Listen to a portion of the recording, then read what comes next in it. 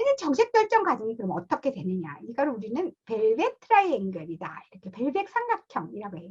중요한 행위자가 강요이사회, 그다음에 유럽의회의 젠더평등위원회, 그다음에 유럽위원회의 남녀평등국, 이렇게 세 개가 중요한 역할을 하죠. 유럽연합은 정책 결정을 출발할 때 정책을 입안하는 먼저 이런 정책을 하자라고 제안하는 사람은 누구냐 하면 유럽 집행위원회예요. 그러니까 젠더 평등 문제에 있어서 먼저 맨 출발점은 유럽 집행위원회 남녀평등국에서 정책을 제안하죠. 그럼 제안된 정책을 유럽의회를 거쳐서 강요이사회와 함께 유럽의회 강요이사회와 함께 정책이 결정되는데 이것을 논의하는 자리가 유럽의회의 젠더평등위원회인 거죠. 그래서 여기가 중요한 역할을 합니다. 마지막은 여성 관련 문제에 있어서 해당 국가의 장관들이 모여있는 강요이사회죠. 거기에서 강요이사회하고 유럽의회가 함께 정책을 결정하죠. 그래서 요 세 개의 행위자들이 바로 벨벳 트라이앵글입니다. 여기에 중요한 역할을 하는 것이 그러면 유럽 집행위원회 남녀평등국은 어디로부터 정책 아이디어를 얻느냐? 정책의 필요를 어디로부터 얻느냐? 개별 국가 같은 경우에는 회원 국가 이제 그냥 우리나라 같이 한 국가 내에서는 정책 아이디어는 국회의원이라고 하는 국민이 뽑은 대표자들이 정책을 결정하죠. 그래서 그 사람들은 국민들로부터 반응하죠. 국민들이 무엇을 원하는지 알아서 그 법을 만들죠. 그 국민들을 대표하면서 반응하는 역할을 하는데 유럽연합 집행위원회들은 유럽 집행위원은 국내에서 직접 뽑힌 사람들이 아니에요. 회원국에서 파견된 사람들입니다. 전문가들이에요.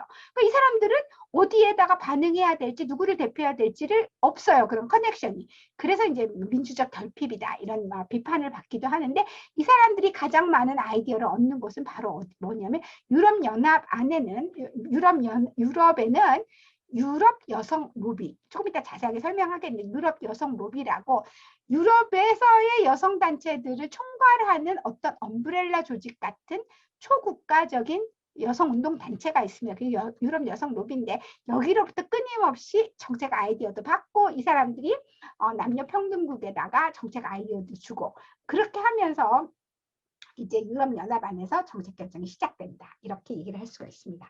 자, 그래서 이제 여기 내가 재밌는 그림을 제가 하나 가져왔습니다. 이게 바로 뭐냐면 부메랑 효과라고 하는 거예요. 그러니까 여러분들 지금 여기 이거 보면 이 유럽연합 회원국가 A라고 하는 회원국가가 굉장히 보수적이에요. 그래서 이게 이제 여성 단체들이 뭐 여성의 권익을 확대하기 위해서 막 이런 것도 주장하고 이런 것도 주장해요. 근데 국가가 굉장히 보수적이어서 여기 다 막혀요. 그렇게 되게 되면 여기서 정책이 통과 안 되니까 안 이루어지죠. 그러면 이 사람들은 다른 국가의 비정부 기구들, 다른 국가의 여성운동 단체들하고 같이 결합합니다. 그래서 이 국가에 영향을 줘서 이 국가가 통과되게 하고 이 국가가 초국가적인 기구한테다 영향을 줍니다. 그래서 초국가적인 기구로부터 통과되게 해요. 그래서 초국가적인 기구에서 정책이 결정되게 되면 그것이 회원국가한테 다시 압력으로 들어오게 되는 거죠. 그래서 이 여성단체를 얘기하면 이 여성단체는 직접 국가에다 호소하지 않고 해봤자 안 되니까 해봤더니 안 되더라. 그래서 다른 국가를 우회해서 초국가적인 기구에서 먼저 정책이 결정돼요. 유럽연합으로 얘기하게 되면 지금 얘기했던 레귤레이션이나 다이렉티브나 혹은 디시전 같은 강제력이 있는 정책이 통과되게 해서 그것이 국내로 다시 들어오게 하는 이런 방식들을 통해서 유럽연합에서는 젠더 평등 정책이 굉장히 진보적인 정책이 이루어지고 있다라고 말씀드릴 수가 있습니다. 그게 바로 부메랑 효과다 이렇게 얘기를 합니다. 자, 그래서 유럽연합 회원국가들한테 영향을 미치는 방법은 아까도 말씀드렸듯이 첫 번째는 강제 적용. 그죠? 안 하면은 감시하고 안 하면은 그 해당 국가를 집행위원회가 유럽 사법재판소에 제소하는 방법. 그래서 유럽법을 적용하는 거죠. 아니면 회원국 내에 게임의 법칙을 바꿔요. 회원국 내에서 기회구조를 바꿔요. 예를 들면 아까 잠깐 얘기했듯이 탄소 배출 문제를 얘기했듯이 탄소를 적게 배출하는 국가가 더 좋다라고 해서 시장에서 유리하게 해줘요. 시장에서 유리하게 해주면은 그 사람들을 중심으로 해서 시장이 운영되니까 탄소를 많이 배출하는 기업들은 탄소를 조금 배출하도록 노력하겠죠. 그래서 특정 행위자들한테 유리하게 함으로 인해서 시장에서의 구조를 바꾸는 방식. 마지막은 기금 사용을 통해서 해외자들 신념을 바꿔. 예를 들면 여성 단체들이 유럽연합에서 통과된 걸 가져와 가지고 이제 퍼뜨리기 시작하죠. 퍼뜨리기 시작할 때 유럽연합으로부터 기금을 받아요. 그래서 여러 가지 사업들을 통해 갖고 사람들의 신념을 바꿉니다. 그래서 국내 여론을 바꿔가지고 국내 여론을 통해서 대표들이 바로 새로운 법을 만들게 하는 이런 방식을 통해서 암시 모델로 유럽연합의 정책이 통과되도록 하는 방식을 씁니다. 이건 이제 이런 암시 모델 중에 하나인데요. 젠더 이퀄리티 인덱스라고 하는 게 유럽 젠더 평등 연구소라고 하는 게 있어요. 유러피안 인스티튜트 포 젠더 이퀄리티. 그래서 EIGE라고 하는 에게라고 하는 그런 유럽 젠더 평등 연구소가 있어요. 이런 젠더 평등 연구소에서 2019년에 이제 이 젠더 이퀄리티 인덱스를 개발했는데 이 인덱스는 6가지 분야, 그러니까 노동, 그 다음에 돈, 지식, 시간, 권력, 보건, 이렇게 6가지 분야에서 남녀의 상황을 각국이 비교할 수 있도록 지수를 만든 거예요. 지수를 만들어서 보니까 이게 지금 현재 유럽연합은 67.9인 거죠. 이게 100이 돼야지 완전 평등인데 100이 되려면 아직도 뭐 99년이 있어야 된다. 여기 이제 제가 홈페이지 들어가서 보니까 99년을 기다려야 된다 이렇더라고요. 근데 국가들마다 편차가 있죠. SE가 여기 SE가 여러분이 보다시피 여기 SE가 스웨덴이거든. 스웨덴은 83.6이에요. 굉장히 높죠. 반면에 이탈리 같은 경우를 보게 되면 63이에요. 프랑스는 74.6이에요. 그러니까 나라별로 이걸 쓰면서 우리나라가 부족하구나. 그러면 이것이 이제 약간 암시 모델로 작용해서 이제 시민 단체들이 여성운동 단체들이 이걸 가져와서 우리나라 지금 스웨덴은 83.6인데 우리 지금 63밖에 안 돼. 우리 아직 갈 길이 너무 멀어. 그러니까 젠더 평등 위해서 하자. 이런 거를 주장할 수 있게 되는 거죠. 그래서 암시 모델로 작용하도록 이런 젠더 이퀄리티 인덱스 같은 것을 만들어서 펼치고 있습니다. 그런데 여기서 이제 굉장히 젠더 평등 정책을 적극적으로 추진할 수 있는 어떤 그런 토대가 유럽연합 안에는 마련되어 있는데 그렇다고 어려움이 없는 건 아니에요. 우선 첫 번째 어떤 어려움이 있냐면요. 개발국가의 특수성이 있습니다. 왜냐면 지금 이태리 같은 경우 굉장히 낮고 스웨덴 굉장히 높죠. 이런 차이가 어디서 오냐 하면은 스웨덴은 여성을 부양자로 생각하지 않습니다. 여성은 자기가 일하는 노동자이면서 동시에 생계 부양자예요. 그 다음에 남편도 마찬가지로 일하는 노동자이면 생계 부양자죠. 그래서 1인이 모두 다 동시에 그런 역할을 가지고 있다고 생각해서 국가가 여성 정책을 펴고 있기 때문에 사실은 여성 정책이 엄청 진보될 수 있죠. 그리고 이런 스웨덴 같은 국가는 여성의 인력을 노동력으로 활용하는데 이미 굉장히 익숙한 국가예요. 여러분이 잘 알다시피 인구 밀도가 굉장히 낮기 때문에 경제 발전을 위해서는 여성 인력을 적극적으로 활용해야 되죠. 적극적으로 활용해야 되다 보니까 여성이 일가정을 양립할 수 있도록 예를 들면 여러 가지 양육을 위한 다양한 국가 지원들, 타가소라든지 아니면은 양육 휴가라든지 뭐 이런 제도들이 굉장히 잘 확립되어 있죠. 근데 이태리 같은 경우에는 굉장히 여성이 가정에 있고 아이를 키우는 일을 해야 된다는 생각이 굉장히 강한 국가예요. 그러다 보니까 자연히 여성에 대한 사회적 지원도 되게 약하죠. 여성은 집에 있어야 되니까. 프랑스는 여러분들도 잘 알다시피 출산율이 굉장히 높은 국가입니다. 이렇게 출산율이 어떻게 높으냐? 굉장히 오랜 기간 동안 여성은 일 대신에 출산을 하도록 국가가 지원해 줬어요. 출산을 하고 집에서 아기를 보게 되면 국가가 지원을 해줬습니다. 그래서 여성들은 출산율이 높은 거예요. 이런 국가마다 굉장히 상이한 여성관, 여성의 사회적 역할 이런 것에 대한 정의가 다르기 때문에 이런 것들이 통합된 국가 정책을 초국가적인 정책을 추진하기에 굉장히 어려움이 있습니다. 그 다음에 두 번째는 결국은 국가의 지원이다라고 하는 것은 유럽연합도 물론 지금 아까 제가 다양한 기금들을 통해서 이제 지원을 한다고 했지만 상당 부분의 지원은 대부분이 해당 국가가 지원하도록 되어 있어요. 그러니까 동일노동 동일임금, 모성휴가 이런 걸 다 하기 위해서는 개별 국가의 경제력이 뒷받침이 해줘야 되는 거죠. 근데 국가마다 여러분이 잘 알다시피 GDP 차이도 굉장히 크고요. 국가 총생산 규모도 되게 다릅니다. 그러다 보니까 결국은 이것을 추진하지 못하게 되는 경우도 발생하는 거죠. 그래서 결국은 개별 국가 경제력과 연결되어 있는 문제라서 공동체가 추진하기에는 공동의 젠더 정책을 추진하는 데 상당한 어려움이 있다라고 말씀드릴 수가 있습니다. 자, 그 다음 파트로 이제 유럽연합 젠더 정책의 발전을 보겠습니다.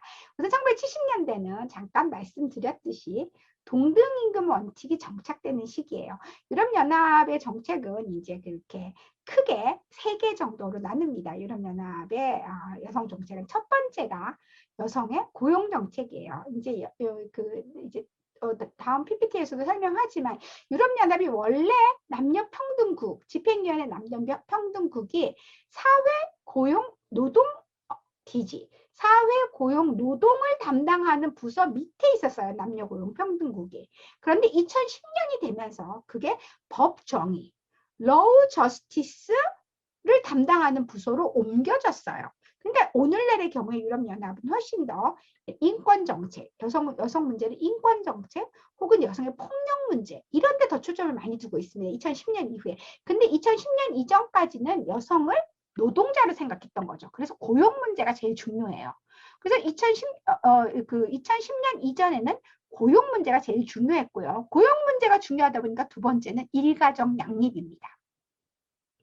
일을 하면서도 가정생활을 잘할 수 있도록 하는 것. 그 다음에 세 번째가 뭐냐면 그러면서도 출산율을 높이는 것.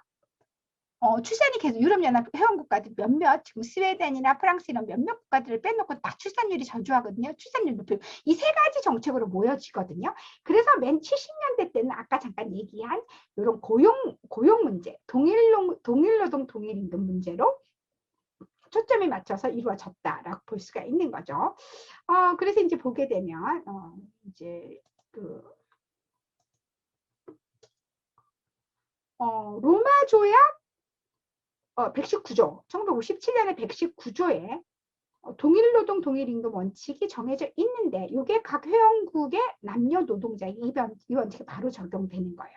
조약 당시에 이 규칙은 이미 벌써 이런 내용을 가지고 있었던 프랑스의 요구에 의해서 로마 조약이 거의 들어갔어요. 이게 사회적으로 어떤 파장을 가져올지 아무도 생각하지 못했는데 이 조항이 들어간 거죠. 그런데 어떤 조항이 있었냐면 1957년에 법이 통과됐으니까 이미 벌써 많은 세월이 흘렀을 때예요. 1971년이면 아까 잠깐 말씀드린 71년 벨기에에 국적기로 사바나 항공이라고 하는 국적기가 있었는데 여기 스튜어디스 드프렌이라고 하는 사람이 남성 승무원하고 여성 승무원의 퇴직 연령이 다르다. 그리고 연금도 다르다라고 하는 것을 알게 됩니다. 그래서 이런 남녀 간의 불평등한 연금 체제는 말도 안 되지 않나. 그래서 이거를 제소합니다. 근데 제소했는데 국내법에는 이것을 처벌할 수 있는 근거 조항이 없어요. 그래서 변호사가 이걸 찾다가 로마 조약 119조를 발견하는 거죠. 그래서 로마 조약 119조를 근거로 해서 승리하게 됩니다. 그래서 결국은 거의 아무도 신경 쓰지 않았던 삽입 당시에도 별로 주목을 받지 못했었던 로마 조약 119조는 이렇게 해서 결국은 살아나게 된 거죠. 이런 과정들을 거쳐서 결국은 1970년대에는 유럽연합 안에서 동일노동 동일임금 원칙이 정착되던 시기였다라고 볼 수가 있습니다. 그러다가 이제 두 번째 시기로 넘어오게 되면서 80년대에는 유럽연합이 그렇게 이제 유럽 전체가 경제적인 어려움 70년대 두 번의 오일 쇼크를 겪으면서 경제적인 어려움을 겪다 보니까 낮은 수준에서의 입법화. 그러니까 직접적으로 유럽연합이 무슨 일을 하기보다는 행동계획, 액션 플랜을 중심으로 해서 이런 걸 했으면 좋겠다. 이렇게 하고 싶으면 이렇게 해라 정도의 그런 액션 플랜 중심으로 이것이 이루어졌다라고 볼 수가 있습니다. 그러다가 1990년대 들어오면서 이제 육아휴직에 관한 다양한 입법들이 일어나기 시작합니다. 이게 이제 스웨덴의 입법례를 따라가지고 정책 결정에 참여를 확대하는 것까지 포함하는 다양한 입법례들이 들어오면서 육아휴직과 관련된 일가정 양립을 위한 다양한 정책 결정들이 이루어지게 됩니다. 이제 그러다가 이제 1990년대 초에 이제 유러피안 위멘스 로비가 창설되죠. 이건 뭐냐 하면 아까 말씀드렸듯이 1990년에 초국가 여성단체 연합이에요. 그러니까 유럽 회원국들 모두에게 있는 여성단체들이 다 모아서 유러피안 위멘스 로비라고 하는 엄브렐라 조직을 만든 거죠. 그래서 이 조직들을 통해서 유럽 연합이 굉장히 여성 이슈를 활발하게 이슈 파이팅을 합니다.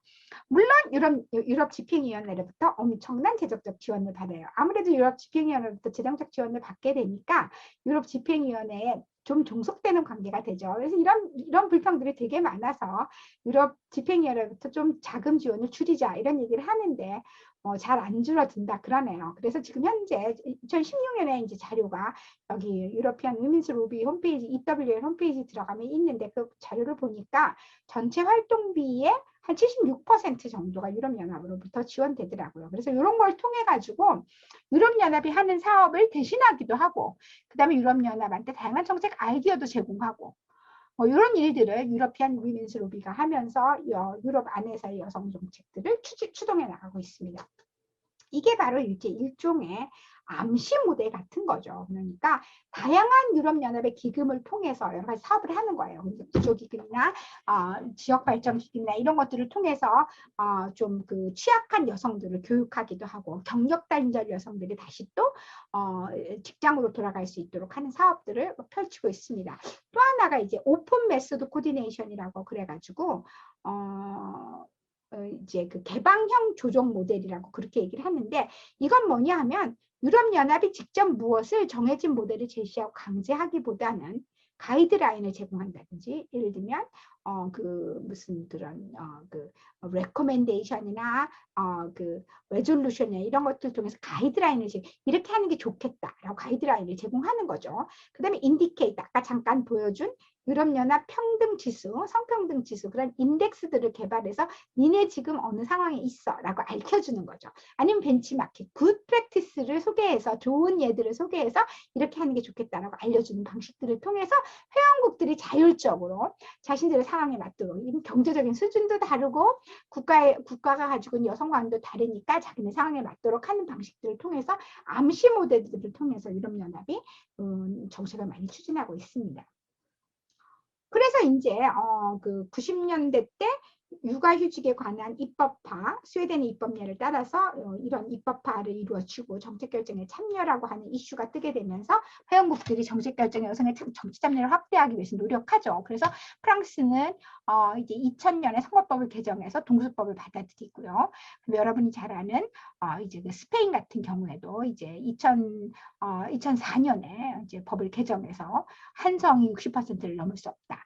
40% 여성 할당, 동수법에 해당한다고 보는데요. 이런 정책을 받아들이게 되면서 유럽 안에서 여성의 정치 참여 확대를 위해서 정책 결정의 여성의 정치 참여 확대를 위해서 노력하고 있습니다. 마지막에 2010년이 지나면서는 젠더 정책이 여성을 노동자로만 보던 것으로부터 이제는 조금 더 확대된 시각, 즉 다시 말하면 사회 고용 분야에서 여성을 활동하던 것으로부터 인권 정책으로 서서히 옮겨가게 하는 성폭력이라든지 폭력과 관련된 젠더 기반 폭력에 조금 더 관심을 쓰게 되는 아직도 남아있는 가정폭력 문제라든지 사회적으로 취약한 여성들에 대해서 국가가 적극적으로 노력해야 되는 점을 강조하게 되는 젠더 평등 정책을 사회 정책으로부터 인권 정책으로 전환하는 그런 시점이 바로 2010년 이후다. 그래서 또 젠더 남녀 평등 국이 사회 고용 DG로부터 이제 법 정의, 저스티스 DG로 지금 옮겨간 것이 이제 최근의 일이다라고 이렇게 얘기를 할 수가 있습니다. 그래서 이제 2010년 이후에 유럽연합의 젠더 평등 정책의 이제 변화를 우리가 살펴보게 되면요. 2010년 이전에는 유럽연합의 젠더 평등 정책은 여성을 노동자로 사회 문제를 봤던 거예요. 노동자가 당면한 문제. 그래서 고용을 어떻게 해결할 것인가, 일가정을 어떻게 양립할 것인가, 이게 제일 중요한 문제였습니다. 그러다가 2010년이 되면서부터는 인권 문제로, 그러니까 남녀 평등국이 디지 저스티스로 옮겨지게 되면서 이제는 더 이상 사회 문제가 아닌 인권 문제로 접근하게 됐다라고 하는 것을 말씀드릴 수가 있겠고요. 2010년 이전에는 여성들이 노동자로만 봤죠. 그렇기 때문에 노동 조건의 개선, 고용 문제, 그 다음에 일가정 양립 문제, 이런 것들이 제일 중요한 문제였었는데 이제 오늘날의 경우에는 유럽연합이 가장 관심을 쓰는 문제는 젠더 기반 폭력 이런 것이죠. 그래서 유럽 내에서의 젠더 기반 폭력뿐만이 아니라 다른 지역, 아프리카라든지 아시아 지역에서의 젠더 기반 폭력의 문제도 과감하게 얘기하고 그들을 도와줄 수 있는 지원할 수 있는 프로그램도 상당히 많이 이제 내놓고 있는 것이 오늘날의 그 유럽연합에서 하고 있는 중요한 일이다라고 볼 수가 있습니다. 특히 이제 2020년부터 코로나가 굉장히 이제 극성을 부리면서 유럽연합 전체에도 이제 코로나가 많이 퍼지게 되는데 코로나로 인해서 이제 그 사람들이 집안에 갇히게 되니까 여성에 대한 폭력이 엄청 증가했다라고 하는 것들이 많은 보고서들이 나타나고 있습니다. 그래서 최근에 유럽연합이 관심을 쓰고 있는 것은 이런 코로나와 같은 이런 상황 속에서의 폭력에 노출된 여성의 문제가 또 유럽연합이 이제 굉장히 강조하고 있는 문제라고 볼 수가 있는 거죠. 그다음에 이제 또 하나는 유럽 최근에 들어오면서 이런 그 젠더 기반 폭력과 관련해 가지고 디지털 연구라든지 아니면 IT 계통, 인터넷 환경 이런 것 속에서 노출되어 있는 여성의 취약성, 이런 익명성이나 아니면은 우리 한국에서도 마찬가지인데 디지털 환경 속에서의 여성에 대한 폭력이 언어 폭력 뭐 이런 것들이 되게 세죠. 이런 것들에 대해서 주목하게 되면서 이런 측면에 있어서 보다 그 건강하고 남녀 평등적인 문화를 이루게 하는 것이 오늘날 상황에서 굉장히 중요하다는데 초점을 맞춘 여러 가지 다양한 정책 대안들이 유럽연합에서 강구되고 있는 것이 오늘날의 시점이다라고 말씀드릴 수가 있습니다. 자, 오늘 여기까지 유럽연합의 젠더평등 정책에 대한 것을 공부했습니다. 유럽연합의 젠더평등 정책은 다른 지역하고는 다르게 초국가적으로 정책을 결정해서 회원국가들한테 그런 정책을 강요 또는 암시 또는 중간 정도의 권고 모델 같은 것들을 통해서 조금 더 여성의 정치 참여, 여성의 사회 참여, 여성의 경제적인 확대 같은 것이 진행될 수 있도록 적극적으로 노력한다는 점에서 다른 지역에서 되게 관심을 가질 만한 측면이 있죠. 특별히 이제 그 국내적으로 선거 정치 속에서 여성 문제가 매몰될 수가 있는데 이렇게 초국가적인 기구에서 정책을 통해서 국내 여성 정책을 이끌어갈 수 있는 부메랑 효과를 기대할 수 있다는 점에 있어서 이제 그 초국가적인 기구에 있어서 여성 정책에 굉장히 관심을 쏟습니다. 특히 유럽연합은 초기에는 여성을 노동자로 보고서 고용이라든지 일가정 양립에 대해서 큰 관심을 쏟았는데 최근에는 이제 이것이 그 저스티스 디지로 옮겨지게 되면서 여성의 인권 문제, 폭력에 노출된 인권 문제, 특히 코로나 시대, 인터넷 환경 이런 것 속에서의 어떤 그런 폭력 문제에 대해서 많은 관심을 쏟고 있다. 이렇게 말씀드릴 수가 있습니다. 자, 오늘 강의는 여기서 마치도록 하겠습니다. 여러분 감사합니다.